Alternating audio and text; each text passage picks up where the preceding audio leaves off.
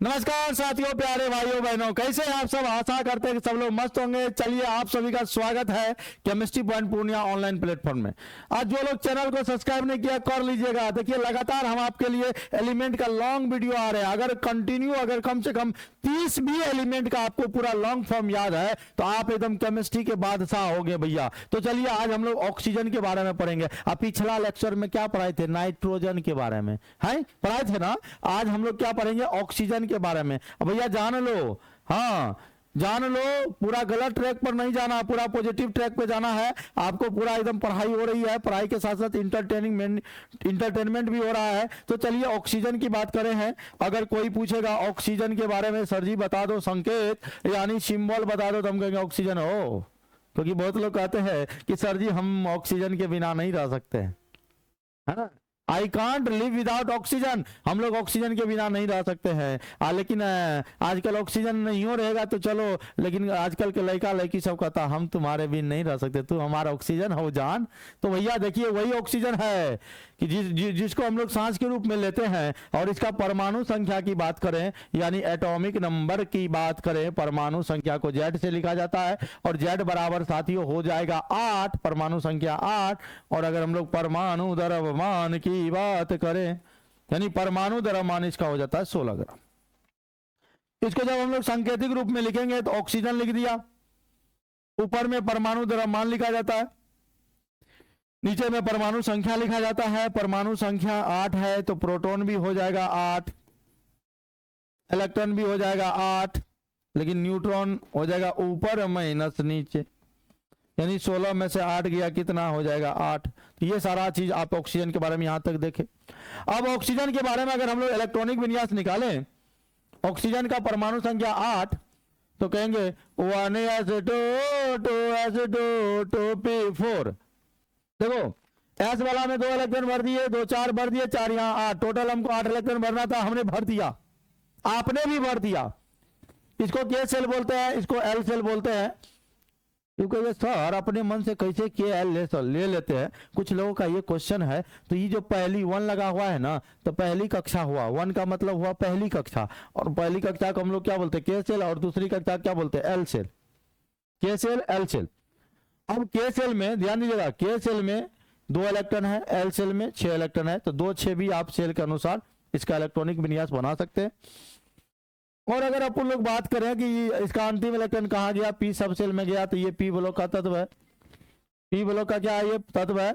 और जो P block का तत्व है, और ये ऑक्सीजन क्या है? आपका अधातु है। ऑक्सीजन क्या है? अधातु है, यानी हम लोग इसको कहेंगे नॉन मेटल। इसको क्या कहेंगे भैया?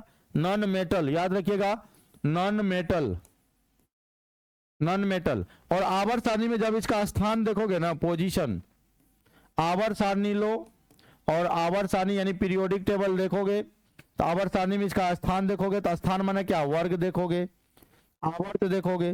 तो जो संयोजी इलेक्ट्रॉन है, बाहरी कक्षा के इलेक्ट्रॉन को ही संयोजी इलेक्ट्रॉन कहते हैं। तो इसका संयोजी इलेक्ट्रॉन 6, ऑक्सीजन का संयोजी इलेक्ट्रॉन कितना? 6।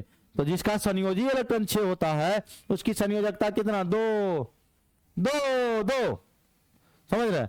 तो वर्ग में संयोजी इलेक्ट्रॉन में 10 जोड़ दीजिए तो 16वें वर्ग में आपको ऑक्सीजन मिलेगा। और आवर्त कौन होगा? दूसरा आवर्त होगा 2, बाह्यतम कक्षा 2 है, तो आवर्त हो जाएगा 2, वर्ग हो जाएगा 16। तो ये तो ऑक्सीजन की कुछ कहानी। और अभी देखिएगा ऑक्सीजन के बारे में क्या है कि ऑक्सीजन डायटोमिक मॉलिक्यूल है, यानी O2 मॉलिक्यूल के रूप में पाया जाता है। ऑक्सीजन डायटोमिक मॉलिक्यूल होता है, O2 के फॉर्म में पाया जाता है। ऑक्सीजन क्या, जब हम लोग इसका यहां पर बॉन्डिंग देखेंगे तो ऑक्सीजन ऑक्सीजन के बीच कैसा बॉन्ड होता है? तो ऑक्सीजन ऑक्सीजन में देखिए ध्यान से कि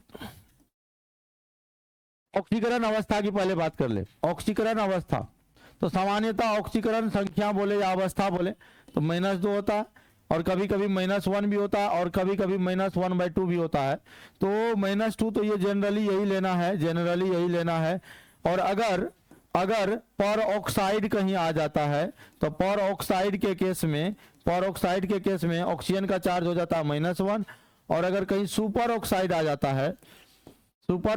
जाता है तो सुपर ऑक्साइड के रूप में -1/2 लेना पड़ता है। एग्जाम्पल देखिएगा, जैसे मान लो CO2 है, तो यहां पर ऑक्सीजन का चार्ज लेना है -2। अगर कहीं H2O2 है तो यहाँ पर ये परऑक्साइड है, इसका नाम है हाइड्रोजन परऑक्साइड, तो यहाँ पर ऑक्सीजन का चार्ज हो जाएगा -1। और यहाँ पर KO2 है तो यहाँ पर ऑक्सीजन का चार्ज होगा -1/2। यानी तीनों केस हमने आपको बताया ऑक्सीकरण अवस्था को लेकर कि तीनों कहाँ पर ऑक्सीकरण अवस्था -2 होगा, -1 होगा और -1/2 होगा। और ये ऑक्सीजन ध्यान दीजिएगा, ऑक्सीजन ऑक्सीजन के बीच डबल बॉन्ड बनता है। क्यों भाई? क्योंकि ऑक्सीजन के बाहरी कक्षा में 6 इलेक्ट्रॉन होता है। देखिए हम आपको स्ट्रक्चर भी बना देते हैं, 4 2 6, दो इलेक्ट्रॉन का साझेदारी करता है और ये सहसंयोजक बंधन होता है। जब बराबर का साझेदारी करेगा ना, तो बराबर का साझेदारी करने के लिए यानी ऑक्सीजन ऑक्सीजन के बीच डबल बॉन्ड होता है और ये डबल बॉन्ड जो है इस बंधन को हम लोग बोलते हैं सहसंयोजक बंधन, द्विसहसंयोजक बंधन, सहसंयोजक बंधन यानी कोवैलेंट बॉन्ड होता है। तो ये ऑक्सीजन के बारे में कुछ कहानी रहा। तो फिर हम अगला वीडियो यानी फ्लोरीन के बारे में मिलते हैं। तो ये आप सारा चीज फ्लोरीन से पहले जितना भी वीडियो बनाया गया है उसको आप देख लीजिएगा। फिर कल मिलते हैं। धन्यवाद।